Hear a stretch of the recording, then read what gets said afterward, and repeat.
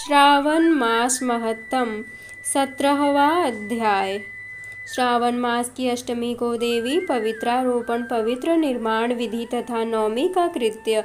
ईश्वर बोले, हे देवेश, अब मैं शुभ पवित्रारोपण का वर्णन करूंगा। सप्तमी तिथि को अधिवासन करके अष्टमी तिथि को पवित्रकों को अर्पण करना चाहिए। जो पवित्रक बनवाता है उसके पुण्य फल को सुनिए। सभी प्रकार के यज्ञ, व्रत तथा दान करने और सभी तीर्थों में स्नान करने का फल मनुष्य को केवल पवित्र धारण करने से प्राप्त हो जाता है, क्योंकि भगवती शिवा सर्वव्यापिनी है।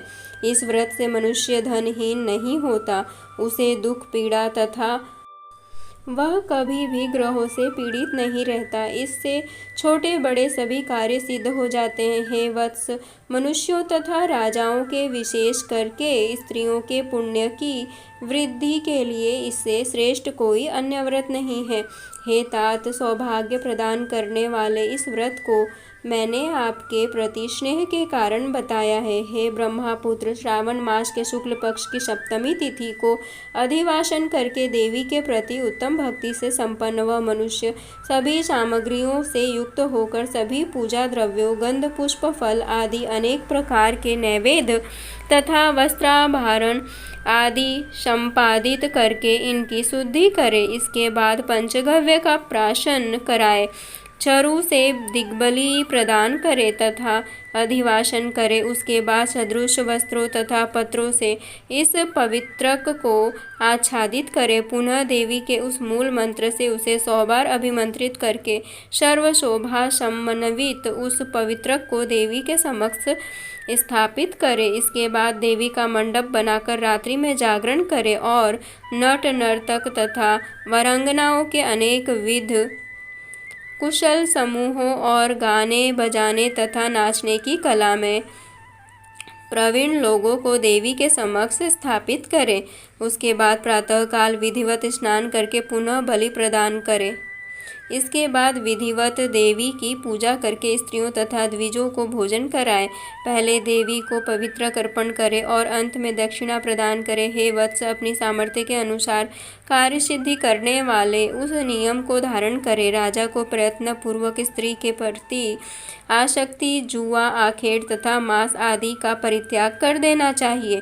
ब्राह्मणों तथा आचार्यों को स्वाध्याय का और वैश्यों को खेती का कार्य तथा व्यवसाय नहीं करना चाहिए।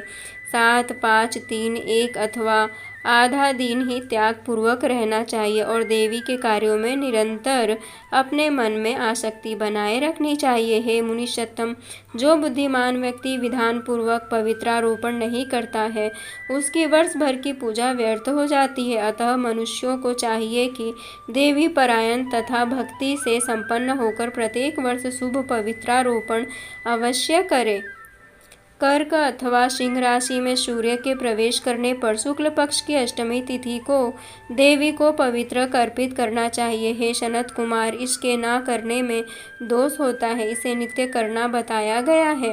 सनत कुमार बोले, हे देवदेव, हे महादेव, हे स्वामिनम, आपने जिस पवित्रक का कथन किया वह कैसे बनाया जाना चाहिए, उसकी संपूर्ण विधि बताएं। ईश्वर बोले, हे सनत कुमार, सुवर्ण, ताम्र, चांदी, रेशमी वस्त्र से निकाले गए कुश, काश के अथवा ब्राह्मणी के द्वारा काटे गए कपास के सूत्र को तिगुना करके फिर उसका तिगुना करके पवित्रक बनाना चाहिए। उनमें 308 तारों का पवित्रक उत्तम और 270 तारों का पवित्रक माध्यम माना गया है। 180 तारों वाले पवित्रक को कनिष्ठ जानना चाहिए। इसी प्रकार 100 ग्रंथि का पवित्रक उत्तम, 50 ग्रंथि का पवित्रक मध्यम तथा 26 ग्रंथि का सुंदर पवित्रक कनिष्ठ होता है। अथवा 6, 3, 4, 2, 12, 24, 10 अथवा 8 ग्रंथियों वाला पवित्रक बनाना चाहिए।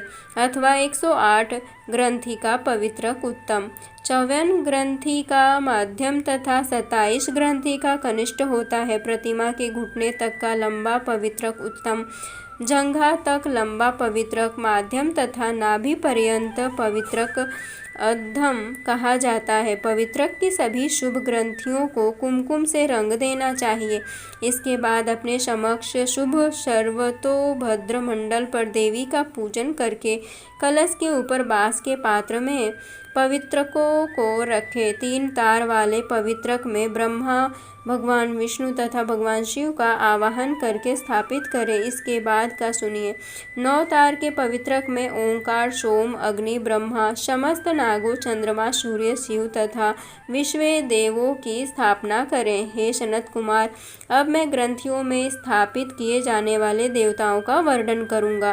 क्रिया, पौरुषी, वीरा, विजया, अपराजिता, मनोन्मनी, जया, भद्रा, मुक्ति और ईशा ये देवियां हैं। इनके नामों के पूर्व में प्रणव तथा अंत में नमः लगाकर ग्रंथि संख्या के अनुसार क्रमशः आवाहन करके चंदन आदि से इनकी पूजा करनी चाहिए। इसके बाद प्रणव से अभिमंत्रित करके देवी को धूप अर्पण करना चाहिए। हे सनत कुमार, मैंने आपसे देवी के इस शुभ पवित्रारोपण का वर्णन कर दिया।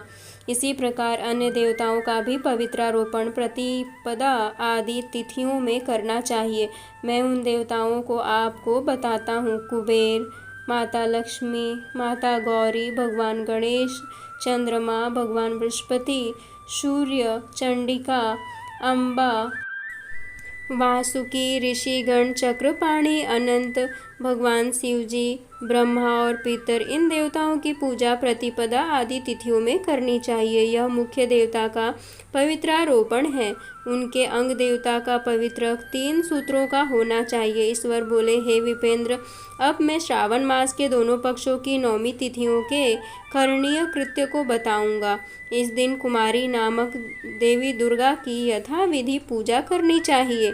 दोनों पक्षों की 9वीं के दिन नक्त व्रत करें और उसमें दुग्ध तथा मधु का आहार ग्रहण करें अथवा उपवास करें। उस दिन कुमारी नामक उन पापनाशिनी दुर्गा चंडिका की चांदी की मूर्ति बनाकर भक्तिपूर्वक सदा उनका अर्चन करें। गंध, चंदन, कनेर के पुष्पों, दशांग, धूप और मोदकों से उनका पूजन करें। उसके बाद कुमारी कन्या स्त्रियों तथा विप्रों को श्रद्धापूर्वक भोजन कराएं। फिर मौन धारण करके स्वयं बिल्व पत्र का आहार ग्रहण करें। इस प्रकार जो मनुष्य अत्यंत श्रद्धा के साथ देवी दुर्गा जी की पूजा करता है वह उस परम स्थान को जाता है जहाँ देव बृहस्पति विद्यमान है। हे विधि नंदन, यह मैंने आपसे 9वीं तिथि का कृत्य कह दिया। यह मनुष्यों के सभी पापों का नाश करने वाला, सभी संपदाएं प्रदान करने वाला, पुत्र पौत्र आदि उत्पन्न करने वाला और अंत में उन्हें उत्तम गति प्रदान करने वाला है। इस प्रकार से स्कंद पुराण के अंतर्गत ईश्वर सनत कुमार संवाद में श्रावण मास महात्म्य में अष्टमी तिथि को देवी पवित्रारोपण नामक 17वां अध्याय पूर्ण हुआ।